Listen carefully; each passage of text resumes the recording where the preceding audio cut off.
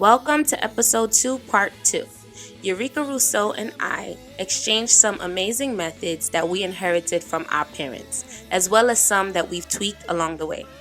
Eureka shares some great tips on how parents can achieve an amazing bond with their child. Absolutely. A lot of good that they taught us because their methods that they took that at the time I didn't like, but growing up I'm like, wow, thank God you did that. Like, for example, there was no such thing as sleepovers in my house. No such thing as sleepovers. That's something that I'm definitely taking. Something else that I'm gonna take, and this is very rare. Tell me if you had this. My mom, and I don't think I know too many adults that do this. She used to apologize to us, and That was on my list. yo, That was on my list. she used Yeah. to apologize, and I noticed, like, I do it to Amari, and I didn't notice that I took it from her until I did it to Amari like 2-3 times, and I caught the pattern, and I was like, oh snap. My mom used to do this. Like, let's say I yelled at him too hard, or I went a little too hard than I should have. I probably said something and I went a little overboard. I should have stayed on level 5. I took it to level 7. Whatever the case may be. And I just think I'll probably do some reflecting later on. And I'm like, wow, I went a little hard. It wasn't necessary. I'll go to him and be like, I'm sorry. Like, I shouldn't have did this. I shouldn't have did that. I'm so sorry. And after doing it at like 2 times, on the second time, I was like, oh snap. I'm really out here telling a little 4-year, because at the time he was like 4 and 5. He's 6 now. But I'm like, I'm out here, I'm really telling a 5-year-old sorry. That's crazy. And I could see in his face, he was just like, it's okay, mom, I love you. Like, he just enjoyed that moment. And I'm like, yo, and I went to my mom like, Ma, I realized that I got that from you. Because my mom used to do that. Like, if she was like a little too extra, she would like, and she noticed that maybe she hurt my feelings or whatever, she would call me, and be like, yo, I went in. I shouldn't have. I went a little too far. And that's your mom evolving also, because old school, I don't care, Haitians, West Indians, whatever you want to call it. Right. Apologizing is not something that's really big. So yeah, it's personality that plays a big role in it, because you need to have a level of humility to understand that, kids are not down here and you're up here. We're all humans just trying to do it right. You just have more wisdom and you're guiding them. And to be able to apologize is something that a lot of our hardcore, whatever you want to call it, immigrants, West Indies, cultural folks, they don't have that in them. They don't do it. They feel like they're there to delegate, and the kids are there to take, whatever it is that they're delegating towards the kids and saying, do this and do that. And the kids are there to make it happen. And the kids are there to listen.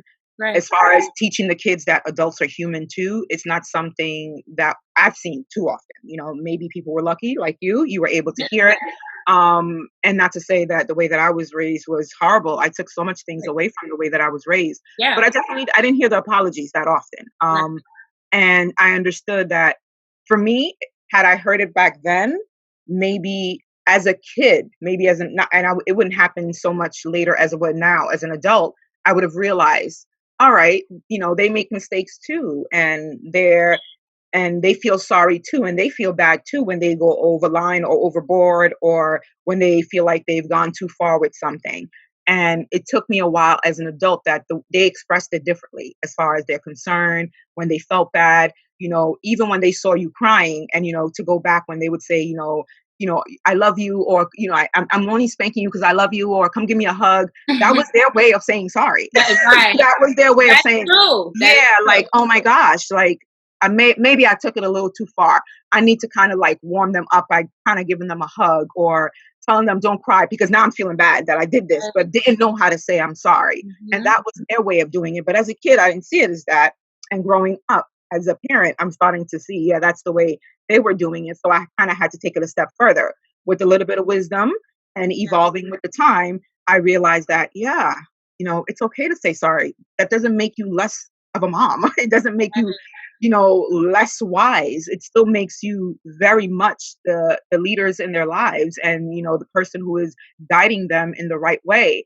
And you can still apologize and do that. It makes you someone, you're teaching them humility. You're teaching them to accept that they've made an error and understand that when they apologize, that's them taking that step to move forward.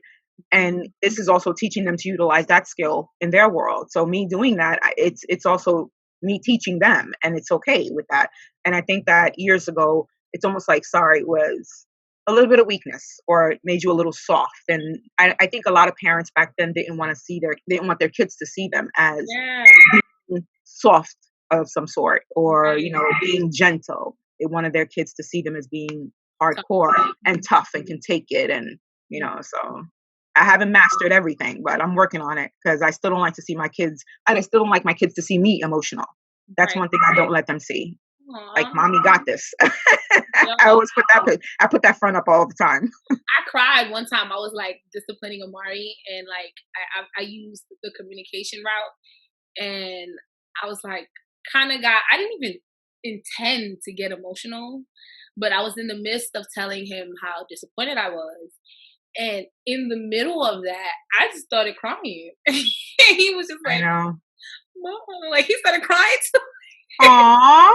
He started crying too. He felt bad. I'm like, all right, now get in your room. I know. I try not to let. I don't know why. I don't know. I don't let too many people see me cry, but I don't let them. You I know, don't let them see me cry. I'm pretty good with that. I kind of like. have I ever seen you cry? Hold on, Mm-mm. sis. I never seen you cry. I don't think so.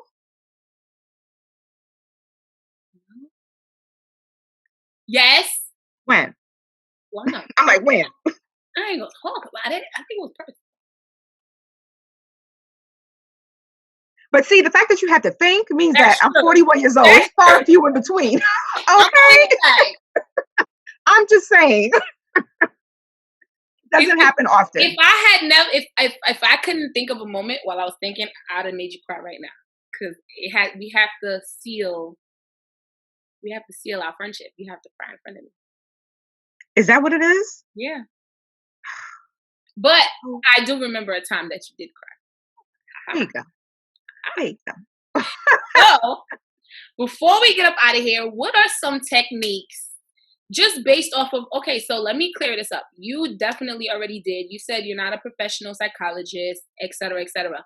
But just to let everyone know, the reason I thought of my sister when it came to this conversation is because she does have experience in counseling. She does counsel children, and we are talking about kids, and she does have kids of her own. But mainly due to my experience with her growing up.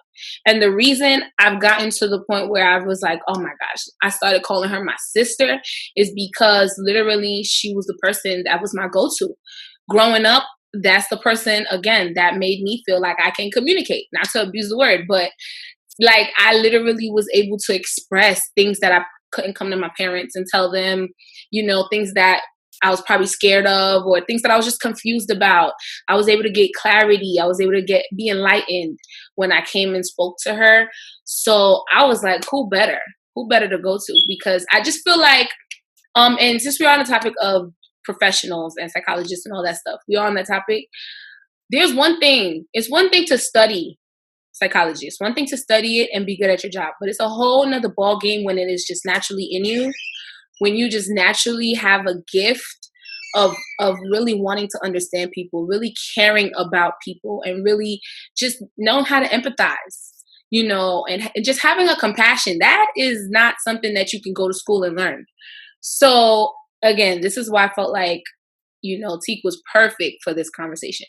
So now to get to the last point, what techniques have you noticed maybe while counseling your children at school, or maybe while, dealing with the kids at home during Connor, or just whatever in general, have you seen to be effective in communicating that you can share with all the parents out there? Apologizing. You discussed that first. Oh, just now, I should say. It's huge. Letting your kids know that you've made a mistake allows them to feel like, wow, if my mom can make a mistake, I too can make a mistake, which is outstanding. It's so huge, and with raising your kids, reminding kids that emotions are temporary. Feel it and let them feel it. and let them go through it. And, as raw and complicated as it is, as a parent, as a lot of parents out there, we try to shield our kids from feeling, because we know how it feels. We know how painful um, it is to cry and to go through heartbreak and to go through all these different things in life. And sometimes we try to shield them from it, but it's okay. Deal with all the raw emotions. Cry with them if you have to. Hug them. Go through the sleepless nights if you have to. Listen to the sad songs with them if you need to. But just allow your kids to have the freedom to feel. When they have the freedom to feel around you, they'll come to you. And I can't stress that part enough. Don't minimize their problems. 12 years old now and 12 years old when we were kids are two different things. That's number one. That is true. And if you're 40, if you're 50, if you're 30, do not compare what problem looks in your eyes, in your world, versus what problem is to look like in their world. It's two different worlds. Yeah. I think that once we acknowledge the fact that it's two different worlds, we will eventually come to terms with what they're going through is completely separate than what we are going through, and not minimizing it, because when we compare, and there should be no room for comparison, it's two entirely separate worlds. Right. When we compare, we take their problems and we minimize them. And without realizing it, we make them feel like they're not important. Without realizing it, we just, made them feel like they're not valid. And that's important, because when they're insecure and they feel like they're not valid, they should not be getting it on top of it at home. That's the last place they should be getting it. Just reminding your kids that their home is their peace, is their, the safest place that they can be. Right. And I never want my kid, and I never wanted my kids to ever feel like being at home is the last place they want to be. So it's kind of like, oh my God, I can't wait to go to school. And right. I'm like, oh my God, I really want to stay in school and I don't want to go home. And I'll join every activity in the books just because I don't want to go home. Creating some level of peace was very important for my kids. And I needed them to know that the world can be crazy and just very, just full of surprises and just full of unexpected things. But home is where it's going to be, whatever it is that you need. And it's going to be safe. It's going to be calm. It's going to be yours. It's going to be everything that brings any level of comfort. So I needed them to understand that home represented some level of peace for them. And of course, after Christ, I just needed them to have that place where they can go to here in our home, where they knew that they were safe at all times, always. I love that so much. I love that so much. And I love that we're looking at what we needed or what we probably had to seek elsewhere. Because like I said, you were the person that like I had to I couldn't just come to my parents with anything. Right. So I love that we're like trying to implement that so that they don't get it from the wrong place. Right.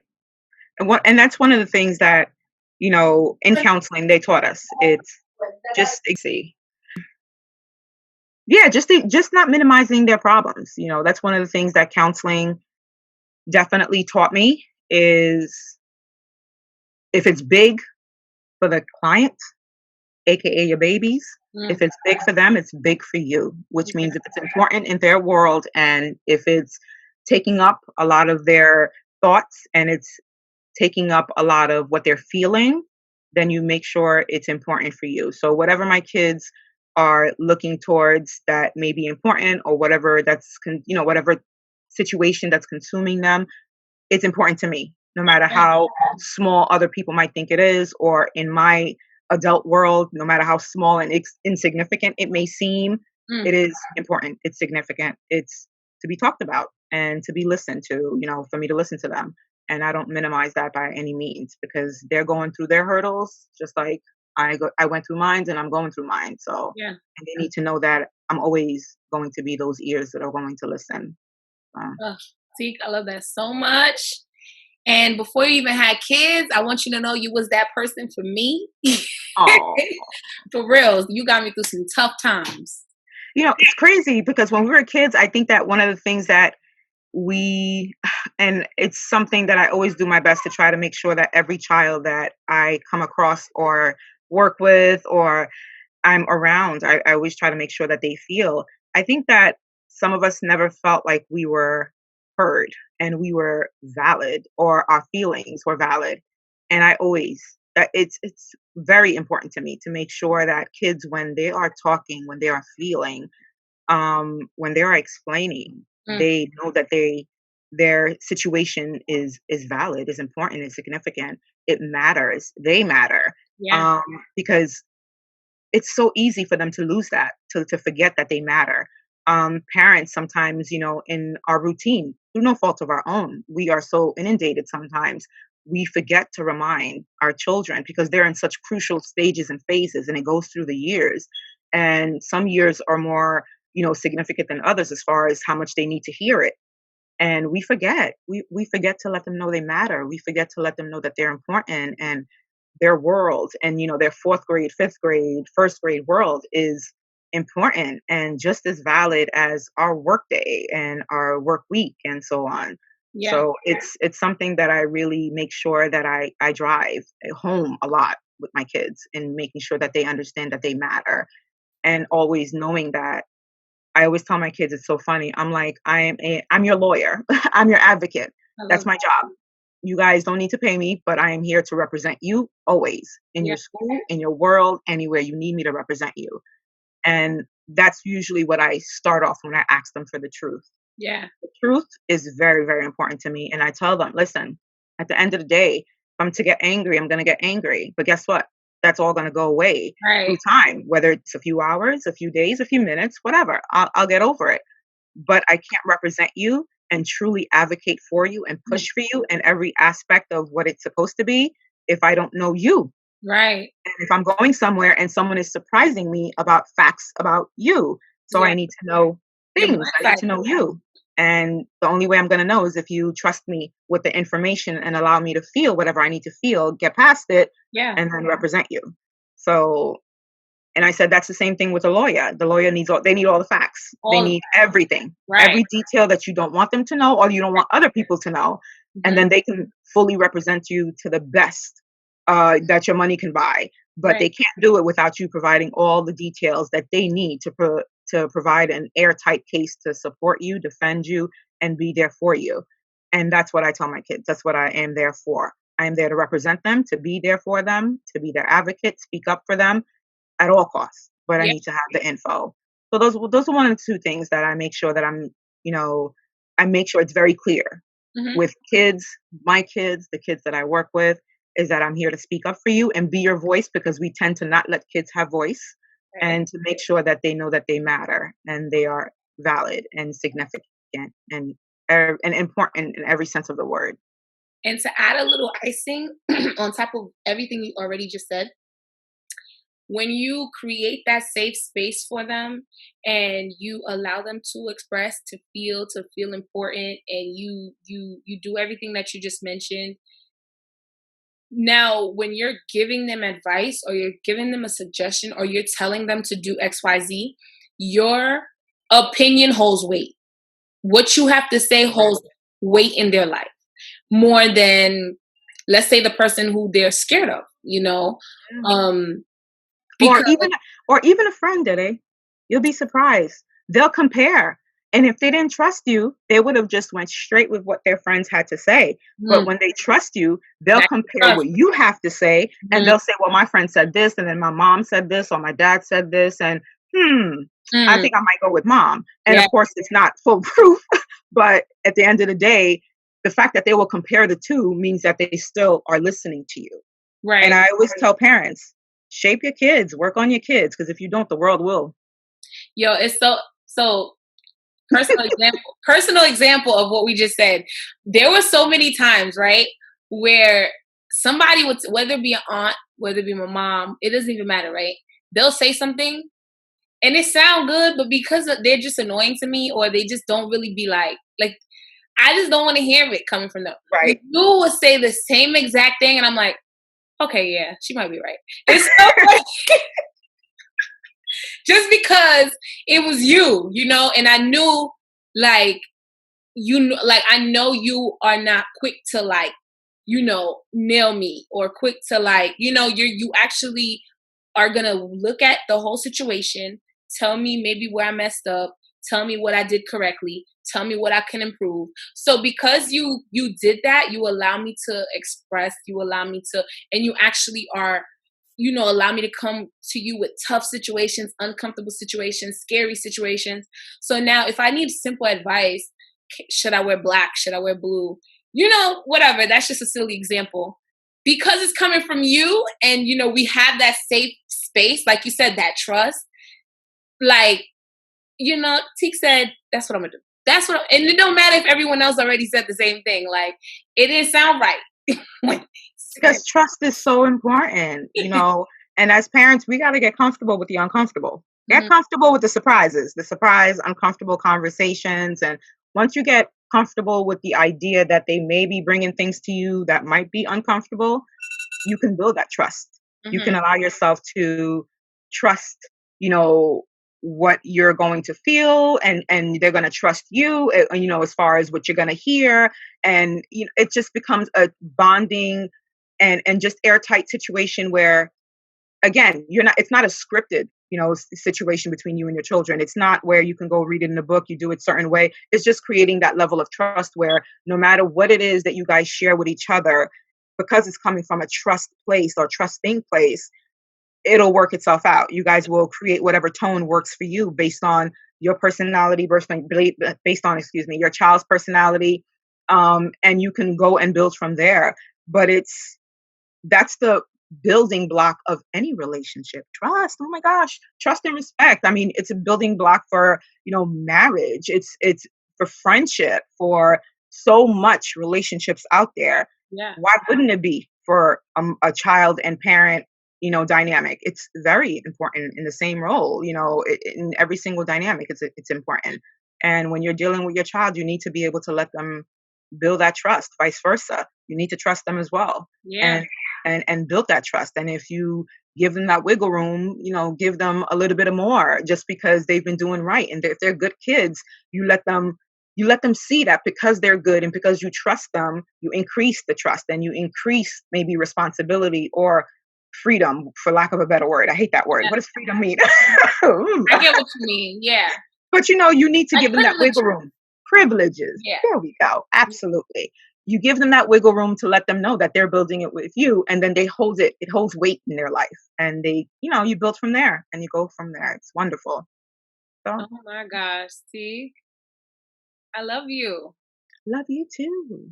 So informative. Every conversation we have, it could be a simple conversation on the phone for 5 minutes. I done learned something new, but by the time I hung up, for real, it's so informative. And this is what the Bible was talking about when the Bible said seek godly counsel. It was talking about friends like T. And I'm just, whoever's watching, this is the example. Absolutely. I love My foundation. it. Mm-hmm. My foundation always, looking to Christ and how I should handle things, and forgiveness and understanding and patience, all those qualities that you absolutely need with raising a family. And they are highlighted very often in the Bible about having patience and forgiving and understanding.